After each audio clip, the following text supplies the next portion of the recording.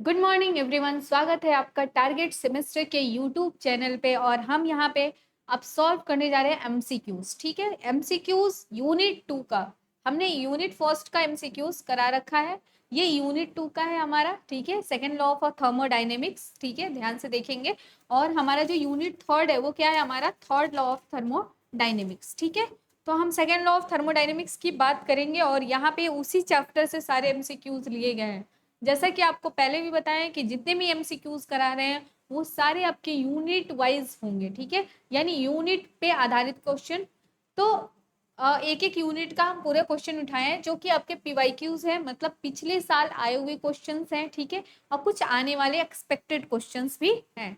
तो अगर आपको ये एमसीक्यू सॉल्व करना है तो सबसे पहले जरूरी चीज क्या है कि आप जाके लेक्चर देखो, क्योंकि जब आपके कॉन्सेप्ट क्लियर रहेंगे तो ही आप क्या कर सकते हो, यहाँ पे आके सारे यूनिट सॉल्व कर सकते हो। ठीक है, तो सबसे पहले जरूरी चीज क्या है कि हम लेक्चर देखें, नोट्स पढ़ें, तब जाके एमसीक्यू सॉल्व करने बैठे।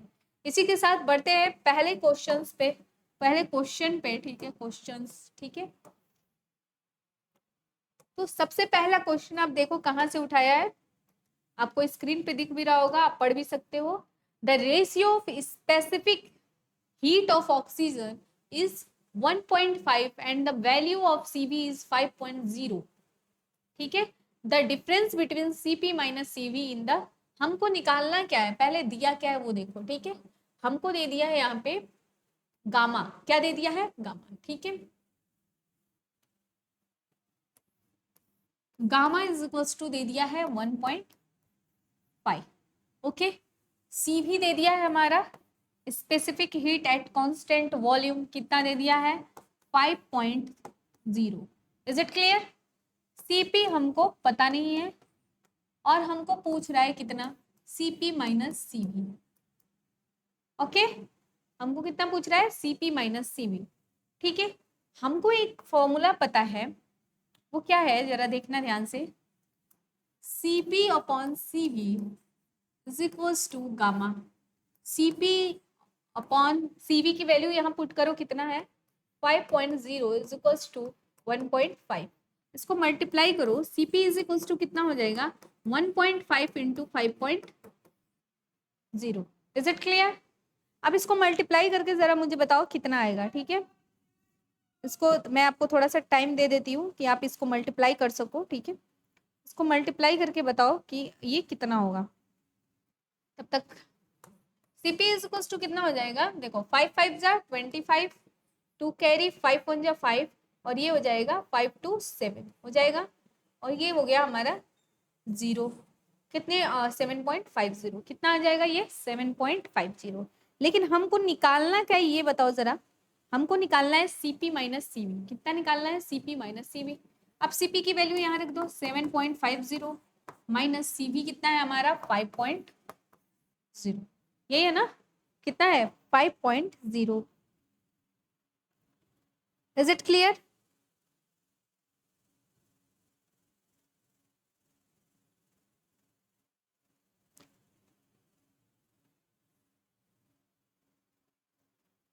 ओके, तो ये कितना हो जाएगा हमारा, देखो तो इसको माइनस करो, ये कितना आना चाहिए, देखो 5.0 है, कितना हो जाएगा,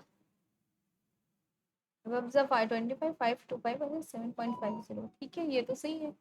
ये कितना हो जाएगा 2.50, कितना आ जाएगा ये आंसर 2.50। देखो ये 2.0 दिया है, लगभग के हिसाब से यही सही हुआ। ठीक है, लेकिन हमारा आंसर कितना आएगा 2.50, कितना आ जाएगा हमारा आंसर 2.50। ठीक है, इज इट क्लियर। ओके, बढ़ते हैं नेक्स्ट क्वेश्चन की तरफ।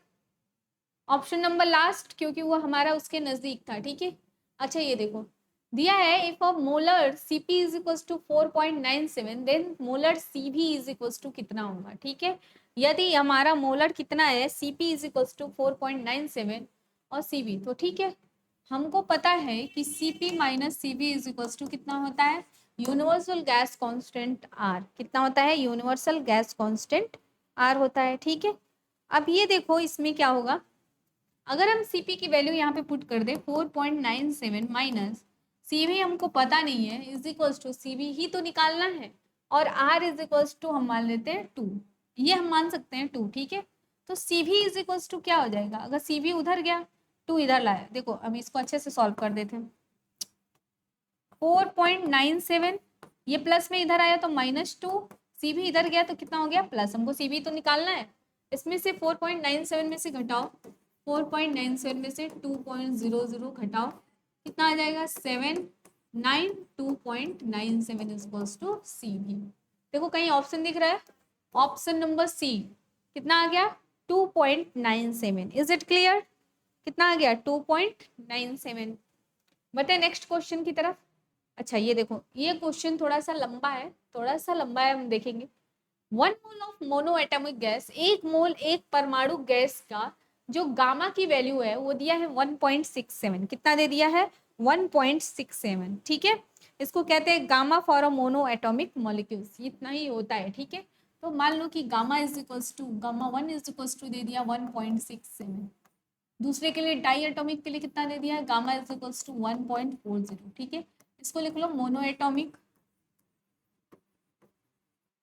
और ये कितना दे दिया diatomic. Is it clear, यहां तक समझ में आ गया, ठीक है। अब हम क्या करेंगे, हमको पता है कि एक इसके लिए मान लो कितना दिया, 1 मोल दिया है मोनो एटॉमिक का, 1 मोल डाई एटॉमिक का, तो इसके लिए मान लो n1 इज इक्वल्स टू 1, और इसके लिए मान लो n2 इज इक्वल्स टू 1, क्यों, क्योंकि 1 मोल दिया है, कितना दे दिया है 1 मोल, ठीक है 1 मोल। Is it clear, n1 n2 की वैल्यू दी है, गामा 1 गामा 2 की वैल्यू दी है, और हमको पता है कि गामा इज इक्वल्स टू कितना होता है, वी नो डैट, अभी हमने सॉल्व करवाया क्या, we know that gamma is equals to C P by C B, कितना हो गया C P by C B, ठीक है। और इसी फॉर्मूले का यूज करेंगे, एक और होता है हमारा फॉर्मूला, क्या होता है C P minus C B is equals to. यहाँ तक क्लियर है, यहाँ तक समझ में आ गया, ठीक है। अब क्या करेंगे, अगर हम मिक्सचर देखेंगे तो एक निकालेंगे CV के लिए और एक निकालेंगे CP के लिए, ठीक है। तो सबसे पहले क्या करेंगे कि पहले वाले मिक्सचर के लिए निकालेंगे CP1, क्या निकालेंगे CP मिक्स या CP1 करके, ठीक है। CP1 मिक्सचर के लिए निकालेंगे, ये हो जाएगा N1 इंटू CP1, ठीक है, plus N2 into CP2 upon N1 plus N2, ठीक है। ऐसे ही CV mix specific heat for the mixture निकालेंगे, क्या हो जाएगा N1 into CV1 plus N2 into CV2 upon N1 plus N2। Is it clear, यहाँ तक क्लियर है, ओके। यहाँ तक अगर क्लियर है तो सबसे पहले हम क्या करें, यहाँ से CV1 की वैल्यू निकाल लें, ठीक है। तो CV1 की वैल्यू कैसे निकलेगी, हमको पता है ये फॉर्मूला, आपको इसी फॉर्मूले से सॉल्व करना है, ठीक है। एक सेकेंड रुको,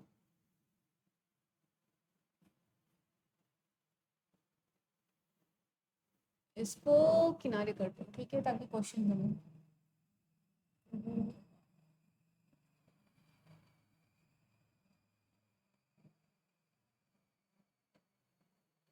ये क्या हो रहा है,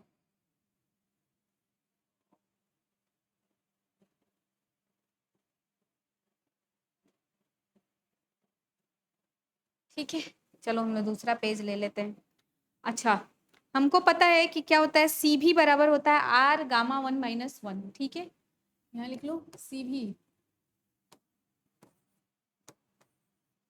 क्या हो जाएगा, सी भी is equals to R gamma 1 minus, ठीक है। ये CV1 की वैल्यू निकालेंगे, किसकी CV1 की, और CP1 की वैल्यू कैसी होगी गामा 1 CV1, ठीक है। तो हमको पता है गामा 1 की वैल्यू कितनी थी, CV1 की वैल्यू निकाल रहे हैं, is equals to R gamma 1 की वैल्यू थी 1.67 माइनस 1, आ जाएगा CV1 is equals to R upon 0.67, कितना आ जाएगा 0.67, माइनस करके देख लो, अगर इसको डिवाइड कर दोगे तो आ जाएगा अप्रोक्सीमेट, इसका आ जाएगा CV1 is equals to 1.49 are, कितना आ जाएगा अप्रोक्सीमेटली इक्वल आ जाएगा, ठीक है। अब निकाल लो CP1, CP1 is equals to gamma 1 into CV, ठीक है। तो CP1 इज इक्वल्स टू कितना हो जाएगा, गामा 1 कितना था 1.67 into CV1 1.549 R, is it clear? 1.49 R, ठीक है। जब इसको मल्टीप्लाई करोगे तो ये आ जाएगा CP1 बराबर आ जाएगा 2.49 आर। इज इट क्लियर यहाँ पे? अब ऐसे ही निकालेंगे CV2। क्या निकालेंगे? CV2 R upon gamma 2 -1। तो CV2 बराबर कितना हो जाएगा? R upon 1.40 -1। तो CV2 is equals to R upon कितना हो जाएगा? ये हमारा 0.40 हो जाएगा। तो CV2 बराबर, अगर हम इसको सॉल्व करें CV2 के बराबर कर दें तो कितना आ जाएगा हमारा? 2.5 आर। कितना आ जाएगा? 2.5 आर। और हमको पता है कि CP2 बराबर कितना होगा? गामा 2 इंटू CV2, ठीक है। तो CP2 बराबर कितना हो जाएगा? गामा 2 कितना है हमारा? 1.40 इंटू CV2 की वैल्यू कितनी निकली है? 2.5 आर, ये निकला है ना। तो CP2 बराबर कितना हो जाएगा? अगर हम इसको यहाँ से सॉल्व करें तो ये आ जाएगा 3.5 आर। कितना आ जाएगा? 3.5 आर। Is it clear? अब हमको क्या करना है? पहले वाले फॉर्मूले में सारे पुट कर देने हैं, ठीक है। ये सारी वैल्यू पुट करनी है, उसके बाद निकालना है। जब ये सारी वैल्यू हम पुट करेंगे, देखो पहले वाले फॉर्मूले पे चले। ये CP mix is equals to N1 की वैल्यू 1 इंटू CP1 की वैल्यू, चलो CP1 की वैल्यू कहाँ है? CP1 ये है 2.49 आर। आर कितना है? 2.49 आर। 2.49 आर प्लस ये कितना हो जाएगा? N2 1 इंटू CP2 की वैल्यू किधर किधर हो जाएगी? CP2 किधर है बताओ तो? अभी हमने निकाला ना CP2। CP2 ये ना CP2 कितना है? 3.5 आर। कितना हो जाएगा ये हमारा? 3.5 आर, ठीक है। ये लिख लो 3.5 आर और नीचे हो जाएगा 1 + 1 बराबर कितना हो जाएगा? ये बताओ, इन दोनों को जोड़ लो। 9.5 upon 2 R is equals to, इसको जब काटोगे तो ये कितना आ जाएगा हमारा? बताओ तो हमको। 5.99 आएगा ना? 5.99, ठीक है। ये हो जाएगा 2.995 आर। कितना हो जाएगा? 2.995 आर। काट लेना। और CV mix is equals to कितना हो जाएगा? 1 इंटू CV1 कितना हम लोग निकाले हैं? CV1 कितना निकाले हैं? 1.49 आर और CV2 2.5 आर, ठीक है। 1.49 आर प्लस 1 इंटू कितना है ये हमारा? CV2 2.5 are. कितना हो जाएगा? 2.5 आर और ये हो गया 2 इज इक्वल्स टू, ये बताओ ये कितना हो जाएगा हमारा? 9 9 और 3.9 और ये हो गया 2। तो ये जब इसको करोगे तो ये कितना आ जाएगा बताओ तो? ये हो जाएगा 1.99 आर। कितना हो जाएगा? 1.99 आर, ठीक है। 1.99 आर। Is it clear? यहाँ तक समझ में आ गया? ओके अब बढ़ते हैं हम लोग आगे। जो लास्ट स्टेप है हमको वही निकालना है। क्या निकालना है? इन दोनों का गामा मिक्स, ठीक है। The value of gamma for the mixture. अब ये देखो, जब CV मिक्स और CP मिक्स हमको मिल गया 2.995 आर और 1.99 आर, ठीक है। तो ये कितना हो जाएगा? जब हम यहाँ निकालेंगे gamma mix is equals to CP mix upon CV mix, कितना हो जाएगा? CV mix. तो gamma mix is equals to कितना हो जाएगा? CP मिक्स कितना है बताओ तो? ये है 2.99 आर और ये कितना है? 1.99 आर। Is it clear? अब देखो हमारे ऑप्शन में, चलो ये है ऑप्शन, ठीक है। अब इसको जब काटोगे तो कितना हो जाएगा? इसको काट लो पहले, इसको काटो जरा। कैसे काटेगा? या तो हम डेसिमल रिमूव कर दे, ठीक है। 119.1.50 शायद आएगा, देखो ये 5 है, ठीक है। डेसिमल से डेसिमल कट जाएगा, ये हो जाएगा। ये काट लेना, 1.5 आ जाएगा। कितना आ जाएगा? 1.5, ठीक है। डेसिमल से डेसिमल काट देंगे, ये डेसिमल है यहाँ पे, देख लेना, ठीक है। ये आर से आर कैंसर और ये हमारा निकल गया कितना? 1.5। कितना आ जाएगा? 1.50। Is it clear? Second option, second option is the correct option, ठीक है। सबसे पहले हमने क्या किया? सब वैल्यू लिख लिया।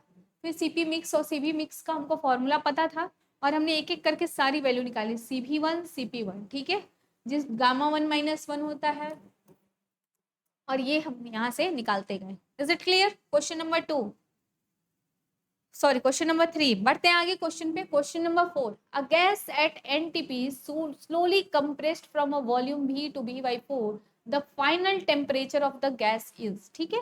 देखो सबसे पहले तो ये समझो कि अगर स्लोली कंप्रेस्ड बोल रहा है, क्या बोल रहा है? स्लोली कंप्रेस्ड, यानी वो कौन सा प्रोसेस हो रहा है? आइसोथर्मल। कितना हो जाएगा? आइसोथर्मल, ठीक है। अब जब ये आइसोथर्मल है तो जो उसका पहला जो टेम्परेचर होगा, इनिशियल टेम्परेचर, वो कितना होगा? 273.15, ठीक है। वही उसका वहां पे फाइनल टेम्परेचर भी होगा। क्या हो जाएगा? यहाँ पे फाइनल टेम्परेचर भी सेम होगा। समझ में आ गया? क्योंकि ये आइसोथर्मल प्रोसेस है, तो ये आपका हो जाएगा 2.273 केल्विन। Is it clear? अब बढ़ते हैं नेक्स्ट क्वेश्चन पे। Air in a cylinder is suddenly compressed by a piston, ठीक है, then kept at the same position with the passes of time we notice that the pressure, ठीक है। अच्छा, सबसे पहले ये समझेंगे कि ये जो क्वेश्चन कह रहा है तो क्या कह रहा है कि अगर हम क्या करें कि एक सिलेंडर में क्या है, हवा भरा हुआ है, ठीक है, और उसको अचानक से पिस्टन द्वारा दबाया जाता है, कंप्रेस किया जाता है, ठीक है, तो जो उसमें उसको और एक ही पोजीशन पे रखा गया है, तो अगर उस टाइम जैसे जैसे बीतता जाएगा तो वो हमारा जो प्रेशर होगा वो क्या करेगा? उसके साथ वो डिक्रीज करेगा। क्या करेगा? डिक्रीज करेगा। समझ में आ गया? रेड्यूस होगा। As a temperature increase, temperature increase करेगा, प्रेशर क्या करेगा? डिक्रीज करेगा, ठीक है। Okay, in an adiabatic compression of a perfect gas the work done depends only upon, किस पे डिपेंड करता है भाई? किस पे डिपेंड करेगा? जाहिर सी बात है, सबसे पहले किस पे डिपेंड है? Change in temperature. Work done किस पे डिपेंड करेगा? चेंज इन टेम्परेचर, क्योंकि हीट तो कोई ट्रांसफर होगा नहीं। एडियाबेटिक कंप्रेशन में देखो टेम्परेचर पे फुली डिपेंडेंट होता है। अगर आपने कर्नाट साइकिल पढ़ा है तो मैंने बताया होगा, ठीक है। अब बढ़ते हैं next. Two gases A and B initially at the same temperature and same present are compressed from a volume V to V/2, the gas A isothermally and the gas B adiabatic, the final pressure of P is, ठीक है। हमको पता है कि P1 V1 is equal to कितना होता है? P2 V2, कितना होता है? P2 V2, ठीक है। Is it clear?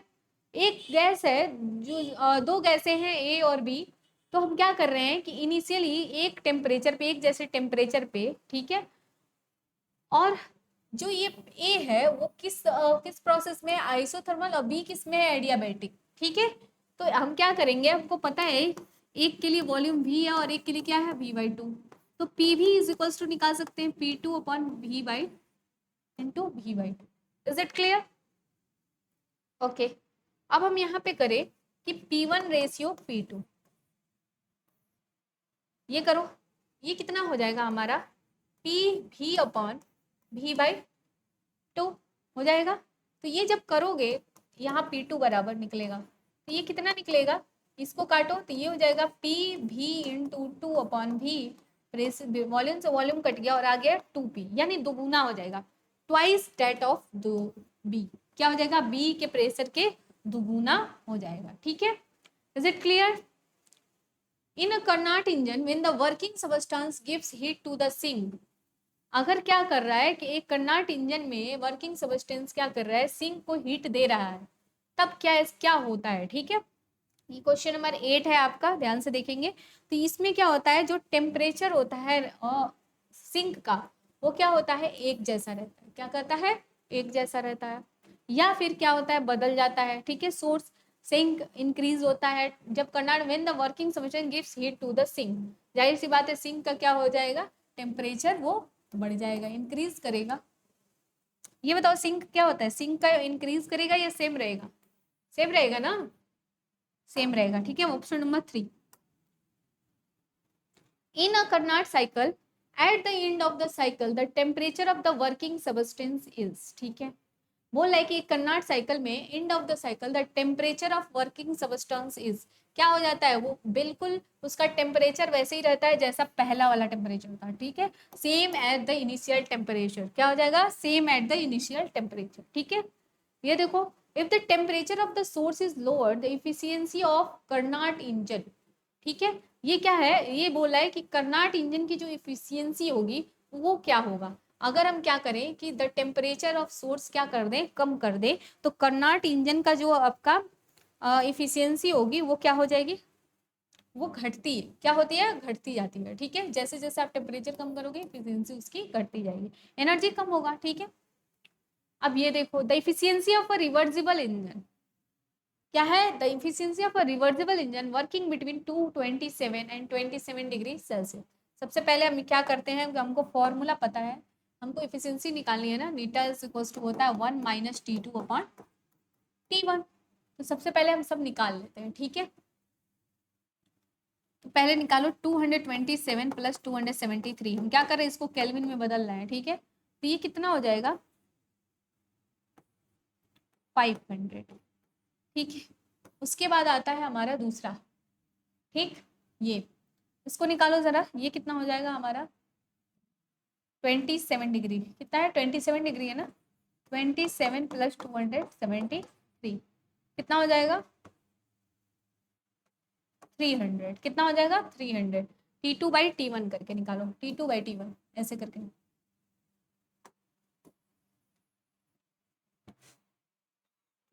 500 300 200 अपॉन कितना हो जाएगा 500 300 200 अपॉन 300 2/3 500, ये हो जाएगा 1 माइनस 300 500 माइनस 2/5, ठीक है। ये होता है एफिशिएंसी, कितना होती है 1 minus T2 upon T1। Formula रखो, ये हमारा क्या है T1 है और ये हमारा क्या है T2, ठीक है। यहाँ एफिशिएंसी रखो 1 माइनस T2 की वैल्यू कितनी दी है 300 अपॉन 500, ठीक है। एलसीएम ले लो 500, ये हो गया 500 माइनस 300, ठीक है। और नीटा इज इक्वल्स टू कितना हो जाएगा, ये हमारा हो जाएगा 200 अपॉन 500, 0 आ गया 2/5, कितना आ गया 2/5। आंसर नंबर सी कितना हो गया, answer number C is the correct option, ठीक है। और आंसर नंबर क्या हो जाएगा हमारा C. Is it clear.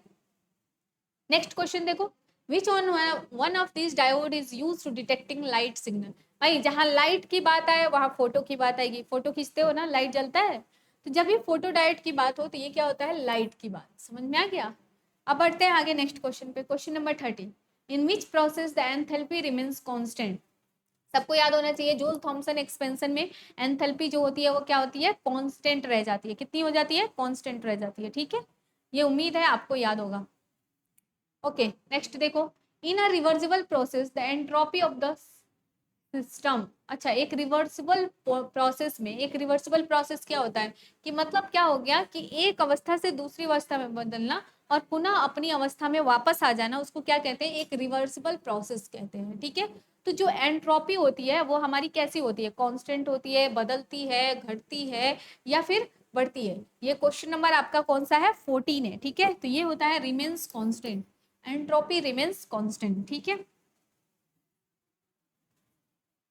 Gibbs potential is defined has, अच्छा जी इज इक्वल्स टू होता है H माइनस टी एस, क्या होता है H माइनस टी एस, और हम जानते हैं H इज इक्वल्स टू होता है U प्लस पी बी, कितना होता है U प्लस पी बी। अब यहाँ पे वैल्यू रखो G is equals to U plus P B minus T S, कहाँ पे ये दिख रहा है आपको U plus P B minus T S, option number D दिख रहा है, इज द करेक्ट ऑप्शन। इसमें देखो in a thermodynamic process the volume remains constant, this process is called, किस प्रोसेस में हमारा वॉल्यूम कांस्टेंट होता है। देखो आइसोथर्मल में क्या होता है टेम्परेचर कांस्टेंट होता है, एडियाबेटिक में नो हीट पास, नो हीट कोई भी हीट नहीं जाता है, ठीक है। आइसोबेरिक में क्या होता है प्रेशर कांस्टेंट होता है, ठीक है। और आइसोकोरिक में क्या होता है वॉल्यूम कांस्टेंट होता है, क्या होता है वॉल्यूम कांस्टेंट होता है, इसलिए isochoric is the correct option, ठीक है। In a Carnot cycle the first step is, क्या होता है हमारा फर्स्ट स्टेप बताओ तो। सबसे पहले क्या होता है एक्सपेंशन होता है, क्या होता है एक्सपेंशन होता है। उसके बाद क्या होता है हमारा एक और हमारा एडियाबेटिक एक्सपेंशन होता है, ठीक है। उसके बाद फिर आइसोथर्मल कंप्रेशन होता है और फिर हमारा क्या होता है यहाँ पे एडियाबेटिक कंप्रेशन होता है, ठीक है। ये क्वेश्चन नंबर 17 है, आइसोथर्मल एक्सपेंशन, ये सबको पता होगा, ऐसे ऐसे ऐसे और ऐसे करके, ठीक है। आइसोथर्मल एक्सपेंशन, एक्सपेंशन, कंप्रेशन और रिकम्प्रेशन, ये एडियाबेटिक, फिर आइसो, फिर एडियाबेटिक, ठीक है। Okay, the quantity remains unchange during adiabatic process, and adiabatic process के दौरान कौन सी क्वांटिटी इसमें अनचेंज रहती है? जब हीट का पास नहीं होता तो जाहिर सी बात है इंटरनल एनर्जी में भी कोई चेंज नहीं आएगा, ठीक है। एडियाबेटिक मतलब कि नो हीट पास थ्रू, कोई भी हीट पास नहीं करती है, इसलिए इंटरनल एनर्जी भी सेम रह जाती है। Suppose temperature of the sun goes down by a factor 2, then the total power emitted by sun will be, ठीक है। ओके ओके, अच्छा इसमें देखो कि मान लो कि कितना दे दिया है, सपोज द टेम्परेचर, तो हम क्या करें, अगर मान लो कि कितना है, हाफ mv² है ये ना, एनर्जी पावर इमिटेड बाय सन, 1/16 हो जाना चाहिए, ये कर लो आप, 1/16 कितना होगा, 1/16, ठीक है। 1/16 इज द करेक्ट ऑप्शन, ठीक है। Which one is the first Maxwell relation, symbols have their usual meaning, ठीक है। इसमें कौन सा आपका फर्स्ट मैक्सवेल इक्वेशन होगा, जरा आप ये बताओ हमको, इसमें कौन सा फर्स्ट मैक्सवेल इक्वेशन होगा, ठीक है। क्वेश्चन नंबर 20, ठीक है। ये देखो एस और वी को लेके बनता है, ठीक है, तो ये delta T by delta we, is it clear, delta T by delta we, ये 1/16 आ रहा है ना, ये आपको चेंज करना पड़ेगा, ठीक है। ये फॉर्मूले पे आता है 1/4 T⁴ क्या होता है, T⁴ 2 दूनी 4, 4 दूनी 8, 8 दूनी 16, ठीक है, ये होता है T⁴, ठीक है, टेम्परेचर का। तो ये हो जाएगा, दोगुना हो जा रहा है ना, दोगुना का ये होल स्क्वायर हो जाएगा, ये इक्वल्स टू हो जाएगा 16, 1/16 ये आ जाता है, ठीक है, ये 16 हो जाता है, ठीक है। Sigma E/T4 sigma is equals to कितना होगा, E/T⁴, ठीक है, ये कर लेना, 1 का 1 और ये हो जाएगा 16, ठीक है, 1/16, ये आपको पता चल गया, एस और वी एंट्रोपी और वॉल्यूम में, ठीक है। On increasing the pressure the melting point of an ice, ठीक है। अब एक बात बताओ, अगर प्रेशर को अगर हम बढ़ाएंगे तो मेल्टिंग पॉइंट आइस जो होगा वो क्या होगा, इंक्रीज होगा, डिक्रीज होगा, या रिमेन्स कांस्टेंट होगा, क्या हो जाएगा, डिक्रीज होगा, क्या हो जाएगा, डिक्रीज होगा, ठीक है। Mass of A is 4 time that of B, what is the ratio of their mean velocity, कितना हो जाएगा, मीन वेलोसिटी पूछ रहा है, ठीक है। तो ये होता है half m1v1 half m2v2, m1 है by m2 is equal to हो गया, ये तो कट गया, v2 स्क्वायर अपॉन v1 का स्क्वायर, इज इट क्लियर। हमको रेशियो निकालना है ना, तो कितना दिया, a इज 4 टाइम, ठीक है। मान लो b is that of b, मान लो ये b है, ठीक है, ये हो गया 4 और ये कितना हो जाएगा, आधा ना, 4:1 आएगा क्या, 1/4, 2:1 क्या आ जाएगा, 2:1, इसको सॉल्व कर लेना। Good emitters are good absorber, that statement is the Kirchhoff's law, Kirchhoff law में ये दिया गया था स्टेटमेंट कि good emitter is a good absorber, ठीक है। The second law of thermodynamics deals with, किससे ये करता है, second law of thermodynamics, heat to work, ठीक है, हीट टू वर्क, ओके।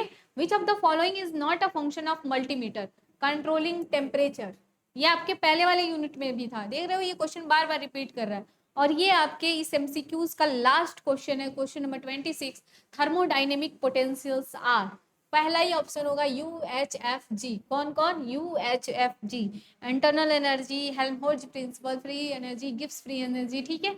ये सारी चीजें आपके क्या हो जाती हैं, ये सारी इसमें आ जाती है, क्लियर है ना ये। तो ये आपका पूरा क्या हो गया, एमसीक्यूज हो गया यूनिट 2 का, उम्मीद है आपको समझ में आया होगा, ठीक है, सारे क्वेश्चन समझ में आ गए होंगे, 1/16 वाला भी समझ में आ गया होगा, क्या होता है, अगर रेडिएशन में जाते हैं E is proportional to T to the power 4 होता है ना, sigma equals to sigma T to the power 4, वहां से आप निकाल लेना, वो 16 आ जाएगा। ठीक है, तो आप कोई डाउट मन में ना रखिएगा। ठीक है, उम्मीद है आपको सारे क्वेश्चंस के आंसर मिल गए होंगे और समझ में भी आ गया होगा। तो मिलेंगे आपसे यूनिट थर्ड के साथ और उसके सारे एमसीक्यूज के साथ, और आप सारे लेक्चर्स देख लेना, सारे लेक्चर्स समझ लेना, तभी आप एमसीक्यू सॉल्व करने बैठना। ठीक है, आज के लिए बस इतना। Thank you.